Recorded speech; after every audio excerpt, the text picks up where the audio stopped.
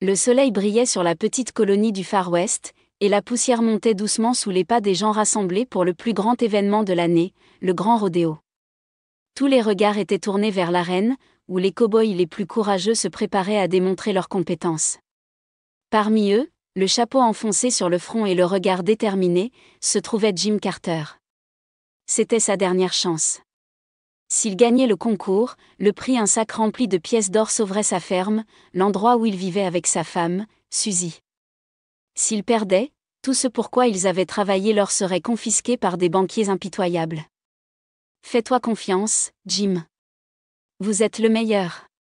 Suzy lui dit en lui serrant la main avant le début de la compétition.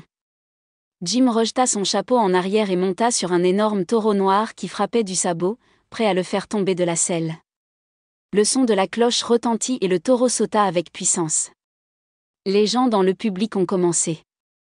Un cow-boy avait déjà été jeté au sol plus tôt. Jim s'accrochait fermement, se balançant au rythme des mouvements sauvages de l'animal. Les secondes semblaient durer des heures. Les cris de la foule se mêlaient au bruit du galop furieux. 8 secondes. C'est tout ce qu'il a dû endurer. 5. Ses mains se tendaient, mais elles ne desserraient pas la corde. 7. Il avait l'impression qu'il ne lui restait qu'une fraction de force, mais il n'abandonnait pas. 8. La cloche a sonné à nouveau. Il a réussi.